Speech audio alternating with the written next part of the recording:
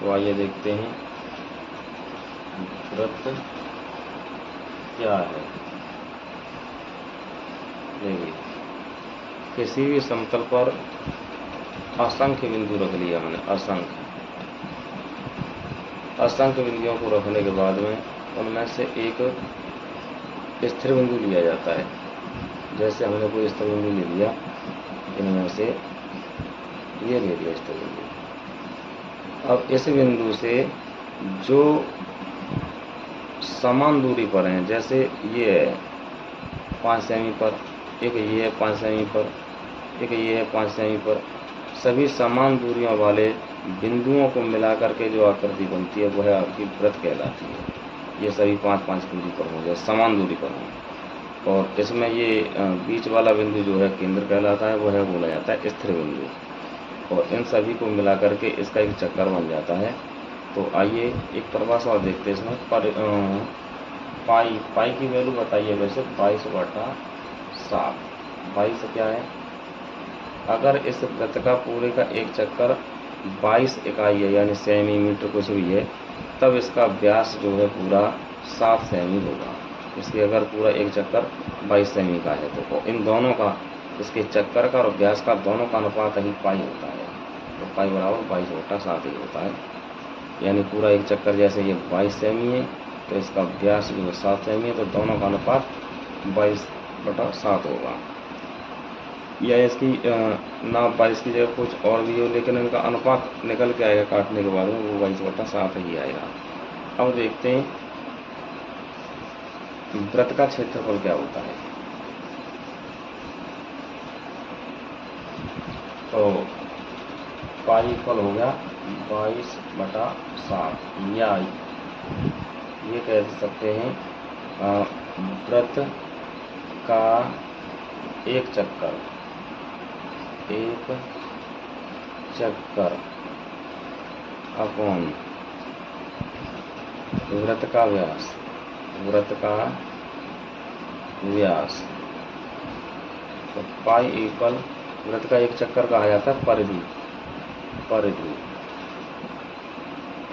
Upon व्यास होता है 2r के बराबर। तो मल्टीप्लाई करेंगे तो यह 2πr इक्वल परिधि। तो परिधि का फॉर्मूला हो गया आपका, वृत्त की परिधि का हो गया 2πr। अब देखते हैं वृत्त का क्षेत्रफल क्या होता है। देखिए,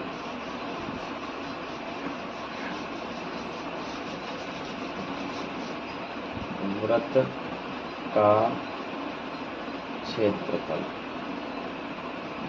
एरिया होता है वैसे πr²। वो कैसे होता है? ये कोई हमारा वृत्त है और इस वृत्त की त्रिज्या r है, और इसकी पूरी व्यास इधर भी आ रहा है, तो व्यास सेंटर 2 है, तो d इक्वल डायमीटर बराबर हो गया आपका 2r। अब देखिए, ये पूरा चक्कर कितने का होता है? पूरा चक्कर होता है 2πr। परिधि इक्वल होता है 2πr। 2πr से हमने πr आधा हिस्सा ही हो गया, πr आधा हिस्सा ही हो गया, यहाँ से यहाँ तक ऊपर का हिस्सा। अब इसमें क्या करते हैं कि हम सेंटर से लेकर के इसे छोटे छोटे भागों में डिवाइड कर देते हैं।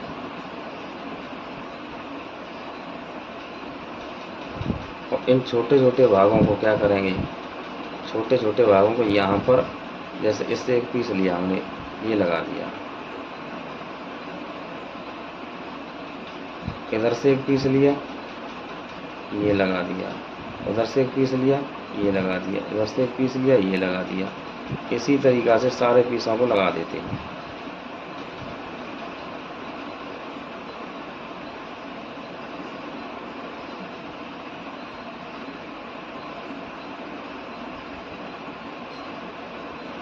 अब देखिए, ऊपर वाले जो हिस्से हैं आधे पीसों के हों ऊपर के साइड में हो गए, नीचे वाले पीस हैं उनके हों नीचे की साइड में हो गए।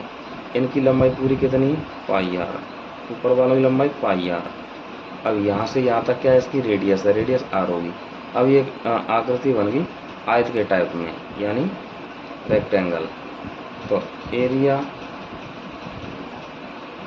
ऑफ रेक्टेंगल यानी आयत का क्षेत्रफल, आयत का क्षेत्रफल आयत का क्षेत्रफल होता है आपका लंबाई गुणा चौड़ाई, लंबाई है पाई आर इंटू चौड़ाई आर, तो ये हो गया पाई आर स्क्वायर। यही एक वृत्त है, तो वृत्त का क्षेत्रफल हो गया, वृत्त का क्षेत्रफल आपका पाई आर स्क्वायर इस टाइप से होता है।